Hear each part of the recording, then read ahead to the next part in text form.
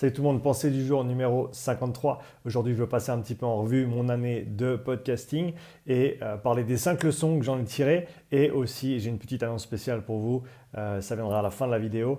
Donc pour commencer, pour passer en revue un petit peu cette année de podcast, j'ai commencé, si je ne me trompe pas, le 26 décembre 2019.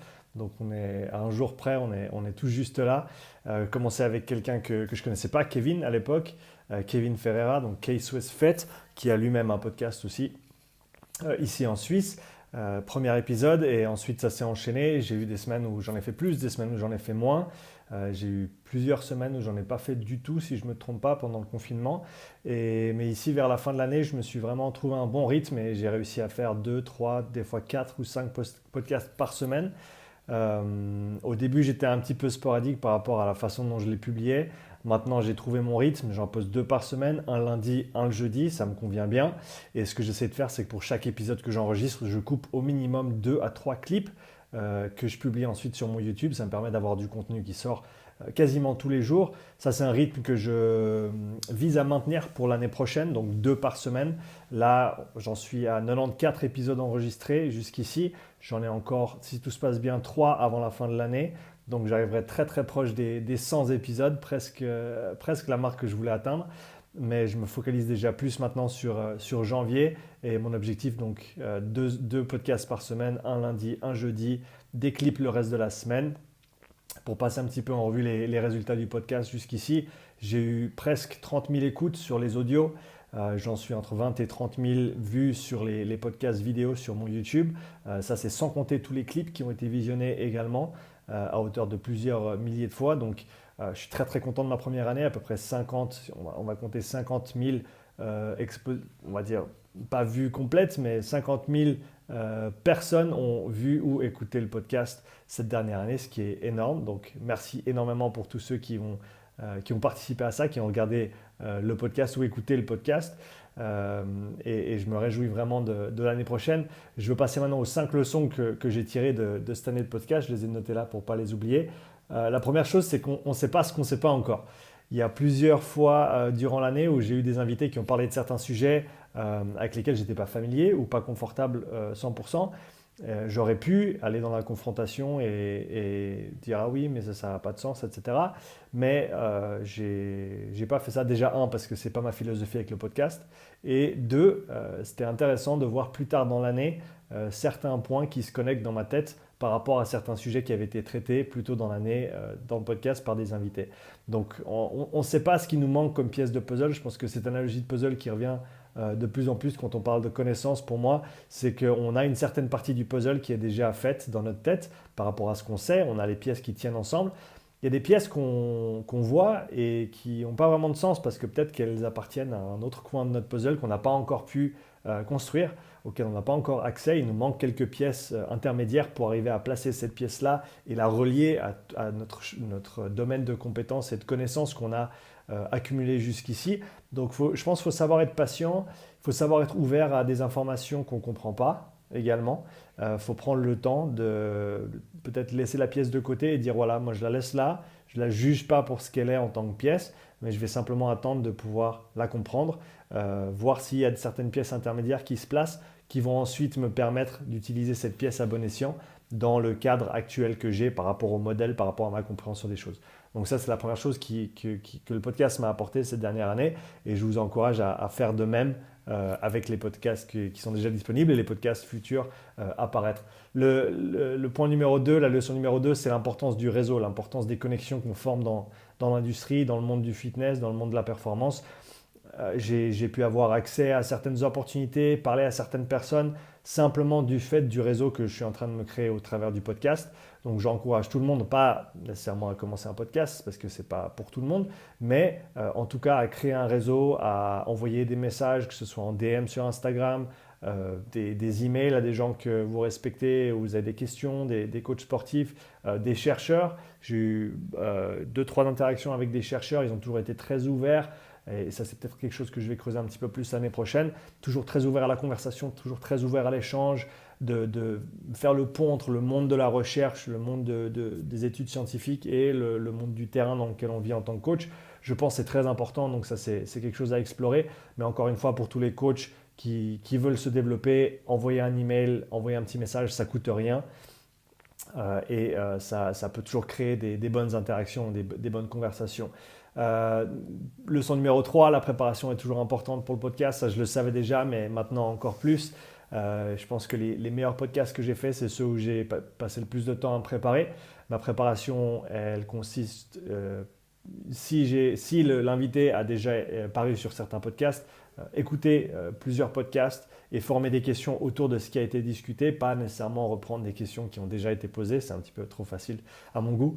Donc vraiment aller dans le détail, chercher une couche au-dessus ou peut-être de manière latérale par rapport au sujet traité. Je pense qu'une bonne préparation est toujours importante, avoir des questions qui sont pertinentes, qui relèvent du domaine, du champ de compétences de la personne pour vraiment pouvoir les mettre en avant. Et comme vous le savez déjà, c'est ce que j'essaie de faire sur le podcast, donc très très important au niveau de la préparation. Au niveau de l'editing, après, c'est la leçon numéro 4, donc de préparer ensuite l'audio, la vidéo. Je passais beaucoup moins de temps là-dessus avant, j'en passe plus maintenant. Je pourrais en passer encore plus, mais je pense que je vais certainement simplement outsource ces compétences-là une fois que j'arrive à ce niveau-là et pouvoir faire en sorte que l'audio soit de la meilleure qualité possible, la vidéo également, d'avoir des clips qui sont de haute qualité également, d'avoir toujours une intro qui est grandement qualitative. Là, j'ai commencé à prendre plusieurs extraits bout à bout du podcast pour les mettre dans l'intro qui fait à peu près 1 minute, pour vraiment donner une bonne idée de ce qui va être partagé dans le podcast, ce qui permet bien sûr de garder les auditeurs présents dans la vidéo ou dans l'audio, du fait qu'on a déjà une première minute qui est riche en contenu. Donc ça, c'est quelque chose que j'ai commencé à faire récemment, qui marche très bien et je vais continuer à le faire. Donc ça, c'était une de mes grandes leçons. La dernière leçon, c'est qu'il faut demander si on veut avoir. On n'a rien sans demander, donc que ce soit pour des invités, que ce soit pour des sponsors, qui sera d'ailleurs la petite info surprise de la fin de la vidéo. Mais donc, pour les invités, j'ai envoyé des messages parfois à des gens presque en tremblant, en me disant « Oh là là, c'est vraiment un grand nom, est-ce qu'il va me répondre? Est-ce qu'elle va me répondre? Est-ce qu'on va pouvoir faire ce podcast ?» Et j'ai rarement eu des réponses négatives. Certaines personnes ne m'ont pas répondu, mais ça, c'est simplement à moi maintenant d'aller creuser un peu plus, de les trouver soit sur une autre plateforme, soit par email, soit par leur site web, pour pouvoir les relancer là-dessus. Donc ce travail-là est super important, mais il ne faut pas avoir peur de demander. Et ça, je pense que c'est vrai dans beaucoup de domaines. Si on ne demande pas, on n'aura jamais rien, donc autant demander. Et si ça ne marche pas toujours, c'est comme ça que ça se passe. Mais au moins, il faut trouver le courage pour demander, même quand c'est à des personnes qu'on respecte énormément. Et on pense peut-être qu'il y a un grand décalage où cette personne se trouve par rapport à nous, que ce soit en termes de développement de carrière, que ce soit en termes de reconnaissance publique, etc. Mais il ne faut jamais avoir peur de demander. C'est la meilleure façon d'arriver à ce qu'on veut. Et donc ça nous entraîne dans la petite surprise, la petite annonce spéciale de la vidéo. Je suis content d'annoncer que pour commencer, tous les podcasts du mois de janvier seront sponsorisés par Strength Coach Network, qui est donc une plateforme éducationnelle pour les coachs et les préparateurs physiques. Il y a plus de 200 heures de contenu vidéo à regarder, présenté par tous les plus grands noms de la préparation physique sportive. Il y a aussi un forum où vous pourrez interagir en tant que coach avec ces autres coachs, tous les coachs de renommée qui ont présenté pour la plateforme, ainsi que tous les autres coachs qui sont présents, des centaines de coachs au niveau international qui évoluent dans différents sports, dans différentes ligues à différents niveaux, certains au plus haut niveau des sports, notamment NBA, MLB et toutes ces grandes associations sportives aux États-Unis, mais donc du plus haut au niveau local, au niveau amateur, et ça donne des grandes opportunités là-dessus.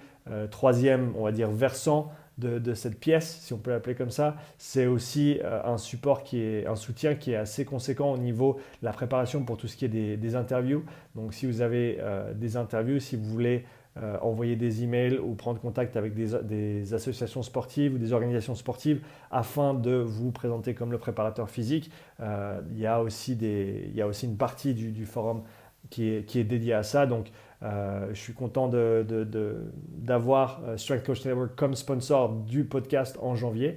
Donc dès que les premiers podcasts en janvier seront publiés, il y aura une petite pub d'1 minute au milieu du podcast pour parler de Strength Coach Network et ce que ça peut apporter. C'est une plateforme qui, moi, m'a énormément apporté dans mon développement, sans laquelle je ne pourrais pas faire ce que je fais aujourd'hui et travailler avec notamment l'équipe de rugby, travailler avec la Fédération nationale suisse de rugby également. J'ai eu la possibilité de travailler avec 2-3 autres athlètes avec qui je n'aurais pas pu travailler si je ne m'étais pas éduqué au travers de cette plateforme. Je pense vraiment que les formations, les certificats, etc., c'est très important, mais je pense vraiment que d'avoir des éléments pratiques qui viennent du terrain, qui viennent de gens qui ont une expérience de terrain de haut niveau et qui peuvent en parler de manière pratique et de s'éloigner de la théorie un petit peu, ou alors peut-être pas s'éloigner de la théorie, mais vraiment lier la théorie et la pratique pour faire en sorte que ce qu'on fasse, ça ait vraiment du sens. Parce que je trouve des fois dans les formations, c'est un petit peu trop théorique ou un petit peu trop éloigné du terrain. Mais là, vous trouverez vraiment toutes les infos qu'il faut pour faire votre job au mieux en tant que préparateur physique.